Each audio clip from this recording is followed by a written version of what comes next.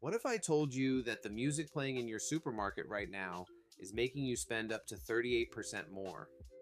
In 1982, a researcher named Ronald Milliman ran a simple experiment. He played slow tempo music in a supermarket for several weeks, then switched to fast tempo. Same store, same products, same shoppers. With slow music, people moved slower, stayed longer, and spent around 38% more. And it's not even the most effective trick they use on you.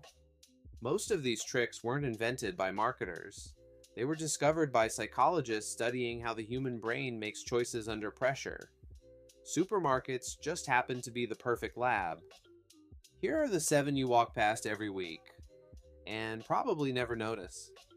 Start with the one you already heard about, the music. It works because slow tempo lowers your heart rate and your walking pace without your permission.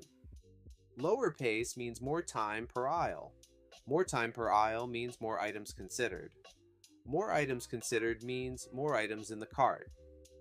Now, look down. Shopping carts have roughly doubled in size over the last few decades. And there's a reason.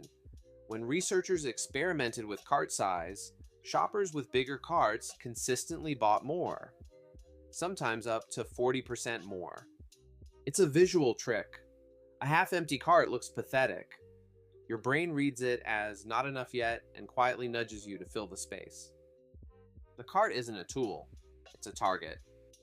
And once you've got the target in your hands, the store starts pointing you somewhere specific. Notice where the milk is. It's almost never near the entrance. Neither is the bread or the eggs. The things you came for, the things you actually need, are pushed to the far corners of the store. This works on 2 levels. First, it forces you to walk past hundreds of items you didn't plan to buy. Second, those everyday essentials are often what retailers call loss leaders, products sold at little or no profit, just to get you in the door. The cheap milk isn't generosity, it's bait, and the long walk back to the register is where they actually make their money. Now look straight ahead. The shelf at your eye level isn't random. Brands pay for that spot, sometimes tens of thousands of dollars per store. It's prime real estate. The cheaper, often better value alternatives, they're usually on the bottom shelf, or the top where you'd have to reach. Your eyes are lazy, and the store knows it. And once they've got your eyes, they start working on your math. The word free does something strange to the brain.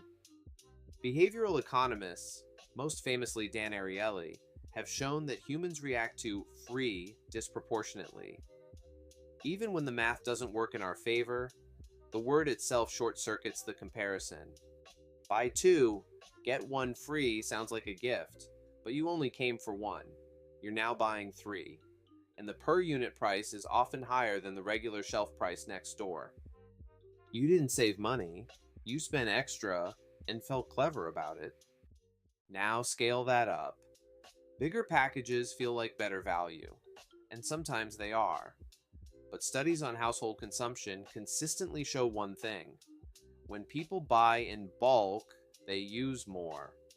A bigger bag of chips doesn't last longer. It just gets eaten faster. A bulk pack of cleaner doesn't stretch. You start using twice as much per spray. The savings are real on paper.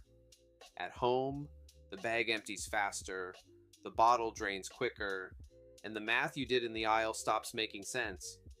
You've made it to the register. You think the shopping is over. It isn't. Psychologists have a term for what's happening to your brain right now: decision fatigue. After making dozens of small choices, brand, size, price, flavor, your willpower is measurably weaker than when you walked in. That's exactly why the checkout zone is stocked the way it is. Candy, gum, batteries, magazines, small, cheap, emotionally easy.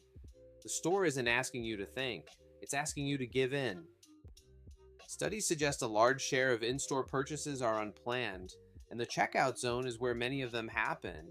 It's the last trick. And it works because by then you're done fighting. So, The cart is bigger than it needs to be. The music is slowing you down. The essentials are pulling you across the entire store. The eye-level shelves are quietly upselling you. The free deal isn't free. The bulk pack will get used faster.